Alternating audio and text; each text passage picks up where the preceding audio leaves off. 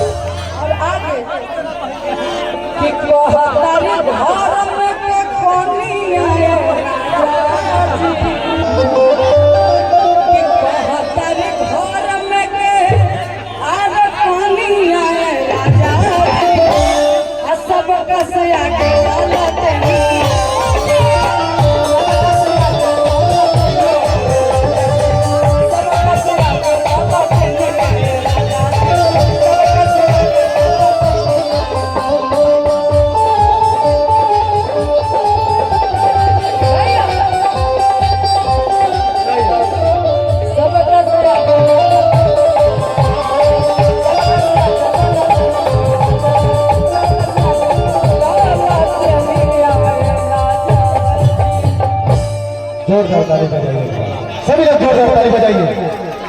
ये मोहब्बत आपकी धरती मनेर की धरती क्या है, छठ पूजा नहीं है, पर्व नहीं है, लोक आस्था का सबसे महापर्व है।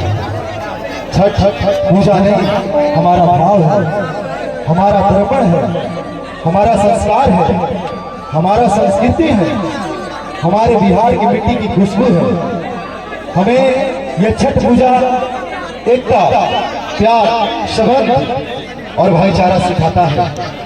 ये छठ पूजा हमको साफ सुथरा और लोगों को मिलाप सिखाता है। गंगा घाट पर हो या गांव का तालाब हो, पूरे समुदाय के लोग, पूरे गांव के लोग इकट्ठा होकर जब साफ सुथरा करते हैं तो वो संदेश देता है कि अगर सामाजिक कोई भी कार्य हो, अगर हम सब मिलकर करेंगे तो सबसे सुंदर और सबसे अच्छा दिखेगा। ये छठ पूजा हमें सिखलाता है कि अगर पिता जवानी में कमा कर तुम्हें पोसा है, पाला है, पढ़ाया लिखाया है, अगर वो बूढ़ा हो जाता है तो तुम्हारा फर्ज बनता है कि उन्हें झुक कर नमस्कार करो और उन्हें भी सत्कार करो। आइए मैं सीधा 2 मिनट के बाद रंगारंग कार्यक्रम की तरफ चलेंगे हम सब। अनिमिका त्रिपाठी जी को मैं आमंत्रित करता हूँ। ये माँ कहाँ लिखूं तुझे, ये माँ कहाँ लिखूं तुझे, तू सत्यों में कहाँ समाती है, कि ए माँ कहाँ लिखूं तुझे, तू सत्यों में कहाँ समाती है, कैसे करूं परिभाषित तुझे, तू कहाँ समझ में आती है। घर के खाना घटने देख भूख मरी मर जाती है, बच्चों की आहट पाकर तू नींदों से जग जाती है, जब चोट लगता है शरीर पर ममता की लेप चढ़ाती है। हाँ माँ तू कहाँ समझ में आती है।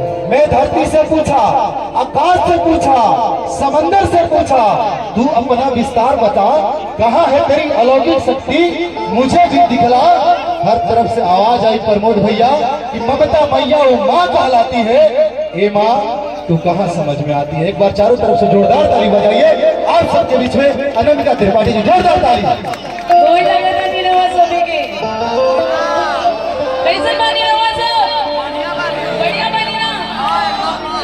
और आज पहली बार गाँव में आई बनी, हम 3 दिन खातिर बम्बई से आई बनी, आज तीसरा दिन बाटे। पहला दिन हमारे बड़े भैया इन्होंने जितना हाथ मेरे सर पे, सच में बहुत मैं ब्लेस्ड हूँ कि आप जैसा मुझे बड़ा भाई मिला है। खाना दीवाना सुनने वाली ना रहा सके तो मैं हमारे आवाज लगा था भैया के साथ, परम सौभाग्य। और ये गाँव में आई बनी था, आप रवा सभी खाती आई तो गीत गाई। हाँ आप लोग बढ़ा, और मैं आप लोगों से दूर थी, बम्बई में आप लोग से थोड़ा दूर थी। आप लोगों से, आप लोगों का प्यार ही हमें कलाकार और बड़ा बनाता है। एक बार हमारे जितने भी यूट्यूबर्स भाई हैं, एक बार आप सभी अपने लिए भी तालियां बजा दिया। Thank you everyone.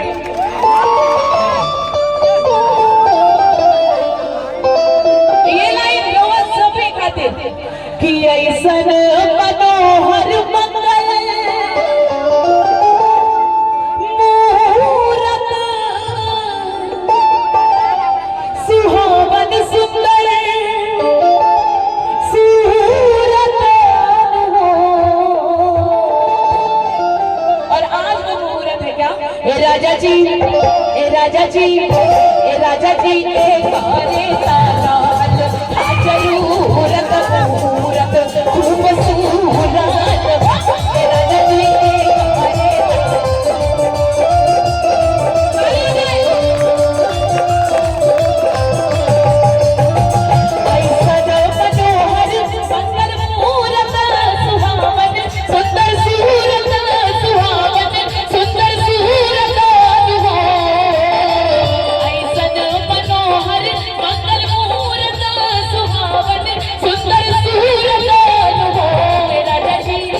राजा जी, ए राजा जी, इसकी जरूरत है तो हाथ उठा दीजिए आप सभी, जिनके पास दो हाथ है दोनों हाथों को उठा के बताइएगा। आप सभी के हाथों में मोबाइल है, थोड़ा तालियों के साथ क्या? ए राजा जी, ए राजा जी, ए राजा जी, एक बारे तारा हल जरूरत मुहूर्त बसूरत। ए राजा जी,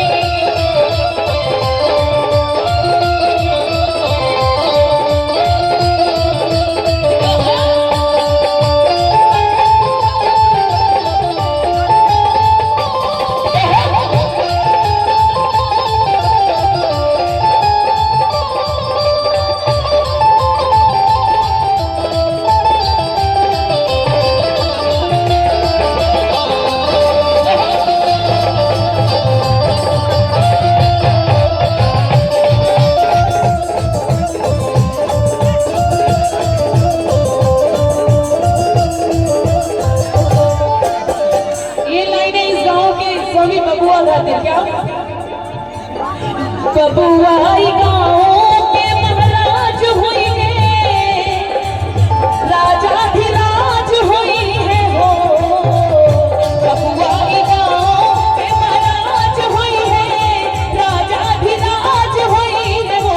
ए राजा जी, ए राजा जी, ए राजा जी, था तू तेरी राम तो खराज हुई है, के दाज हुई है हो।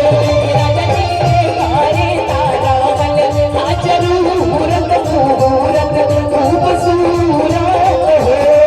दिल धड़काता, दिल धड़काता, केहू के प्यार में, केहू के प्यार में, केहू के प्यार में, केहू के प्यार में। राजा जी, कारे तारा जरूरत मुहूर्त खूबसूरत। राजा जी, कारे तारा जरूरत मुहूर्त खूबसूरत।